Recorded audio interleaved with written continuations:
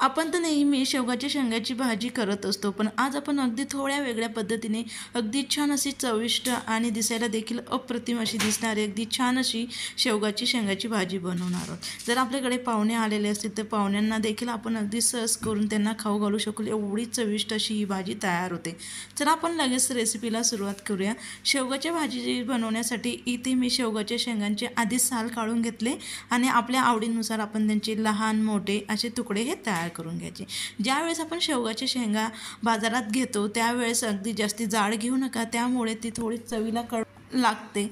आता आपण सर्वात आधी पाण्यामध्ये शेंगा ह्या उकडून घेणार आहोत। जर तुम्हाला उकडून घेतलेल्या म्हणजे पाण्यात आधी शिजून घेतलेल्या शेंगा आवडत नसेल, डायरेक्टली तुम्हाला फोडणीमध्ये आणि भाजीमध्ये शिजून घेतलेल्या शेंगा आवडत असेल तर त्या पद्धतीने देखील तुम्ही करून घेतलं तरी काही हरकत नाही।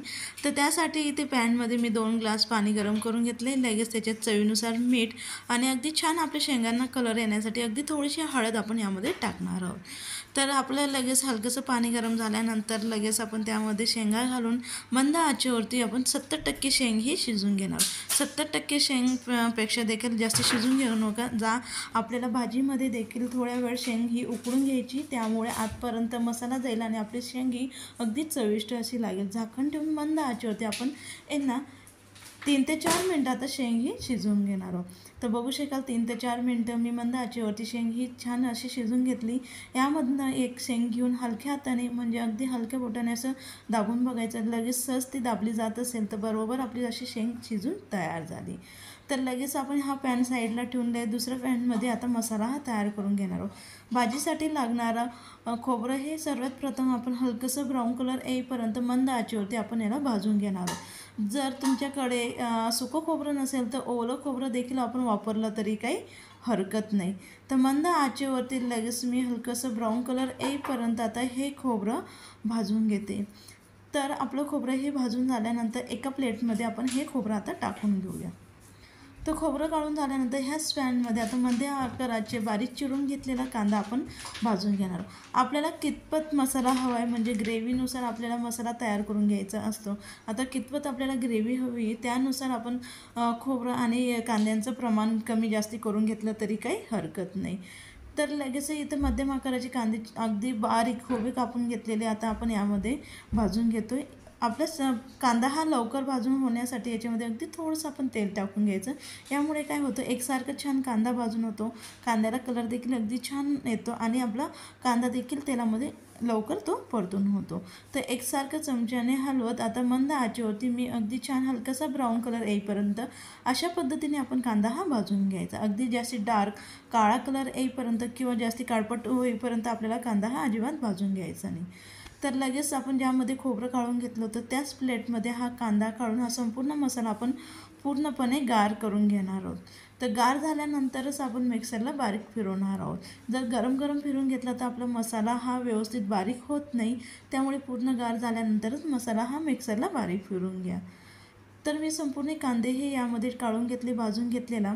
तर चमच्याच्या साहाय्याने याला व्यवस्थित आपण पसरून घेऊ, जेणेकरून लवकर आपला कांदा हा भाजून गार होईल। तर लगेच याच्यामध्ये आता आपण 5 ते 6 लसणाच्या पाकळ्या टाकणार आहोत। याचं देखील प्रमाण आपण कमी जास्ती करून घेतलं तरी काही हरकत नाही।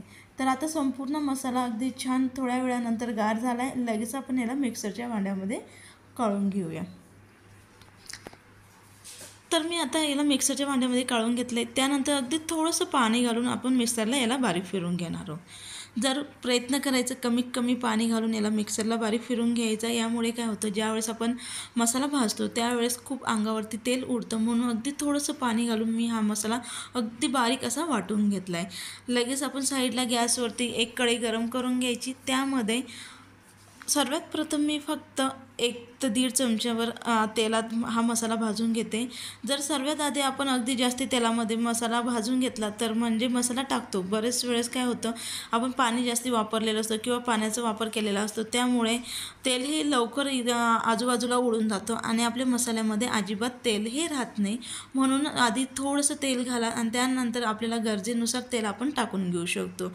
तर मी आता मंद आचेवरती हलकासा ब्राऊन कलर येईपर्यंत तर थोडंसं तेल सुटेपर्यंत हा मंद आचेवरती आता हा मसाला भाजून घेते। अशाच पद्धतीने आपण अगदी छान मसाला हा भाजून घेतला आहे। बघू शकाल कलर देखील बदलला आहे आणि आपलं तेल देखील सुटलं आहे। जर आपलं तेल हे जास्ती उडून गेलेलं असेल तर तुम्ही ह्या शेपला जास्ती तेल म्हणजे आणखी तेल हे घालून घेऊ शकता।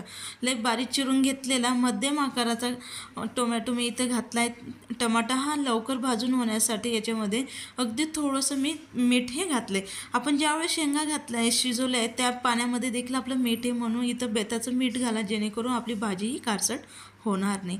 तर याला व्यवस्थित मिक्स करून घेतले। टोमॅटो आपला लवकर शिजून होण्यासाठी याच्यावरती झाकण ठेवून मंद आचेवरती आपण अगदी छान असा टोमॅटो शिजेपर्यंत मसाला हा अधूनमधून एक दोन वेळेस त्याला चाळत हा मसाला हा शिजून घ्यायचा। अगदी छान असा आपला मसाला शिजून झाला आहे। लगेचच टोमॅटो अगदी छान मॅश करून घेऊ जेणेकरून आपला टमाटा हा मसाल्यामध्ये व्यवस्थित मिक्स होईल म्हणून मी चमच्याच्या सहाय्याने त्याला व्यवस्थित मॅश करत तो टमाटा अगदी छान असा शिजवून घेतला।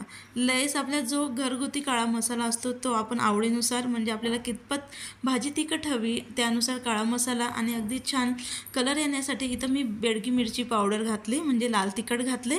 तर संपूर्ण मसाले आपण आता 1 ते 1.5 मिनिटभर याच्यामध्ये आता परतून घेणार आहोत। मिक्स करून मी अगदी छान मसाला हा परतून घेतला आहे। आपण काय करतो असा मसाला परतून झाल्यानंतर संपूर्ण डायरेक्ट म्हणजे आपल्याला हवं आहे तेवढं आपण पाणी यामध्ये टाकत असतो। पण कधीही अशा पद्धतीने जर तुम्ही मसाला भाजून भाजी करत असाल तर त्यावेळेस सर्वात आधी अगदी थोडंसं आपण पाणी जे आता भाजीतलं पाणी होतं म्हणजे शेंगातलं पाणी तेच मी अगदी थोडंसं पाणी हे घातलं आहे आणि त्यानंतर याला व्यवस्थित मिक्स करत 2 मिनटंभर ह्या पाण्यामध्ये पुन्हा हा मसाला आपण अगदी छान असा शिजवून घेणार आहोत। ह्यामुळे काय होतं तरी देखील खूप छान येतो आणि चविष्ट म्हणजे चवीमध्ये देखील खूप फरक पडत असतो म्हणून नक्की तुम्ही या पद्धतीने भाजी ही करून बघा।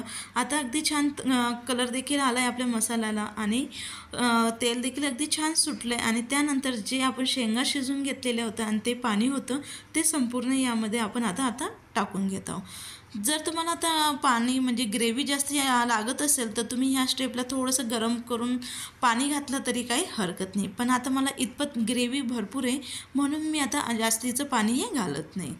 तर लगेच याला व्यवस्थित मिक्स करून घेतले। अगदी थोडीशी कस्तुरी मेथी घेतली। जर आपल्याकडे कस्तुरी मेथी नसेल तर आपलं कोथिंबीर वापरली तरी काही हरकत नाही। याच्यामुळे काय होतं ह्या मेथीमुळे खूप छान वास येतो आणि फ्लेवर देखील म्हणजे छान असं आपली भाजीमध्ये चव देखील त्याची उतरते। तर त्याला व्यवस्थित मिक्स करून घेतले। आता आपण मंद आचेवरती ही भाजी 2 ते 3 मिनटं अगदी छान शिजून घेणार म्हणजे आपल्या ज्या 30% शेंगा ह्या शिजायच्या राहिल्या त्या देखील शिजून होईल आणि जो मसाल्याचा फ्लेवर आहे तो शेंगांमध्ये देखील अगदी छान असा तो उतरेल। तर अगदी छान अशी आपली 3 ते 4 मिनटं मी पुन्हा भाजी शिजून घेतली। ग्रेव्हीची कन्सिस्टन्सी पाहून घेऊ शकता। तुम्हाला जर पातळ किंवा घट्ट वाटत असेल तर आपल्या अंदाजानुसार आपण ती करून घेऊ शकतो। अगदी छान अशी आपली चविष्ट आणि अगदी परफेक्ट अशी मसालेदार अशी आपली शेवगाची शेंगांची भाजी तयार आहे। जर रेसिपी आवडली असेल तर नक्की लाईक करा शेअर करा कमेंट्स करा आणि चॅनलला सबस्क्राईब करायला विसरू नका।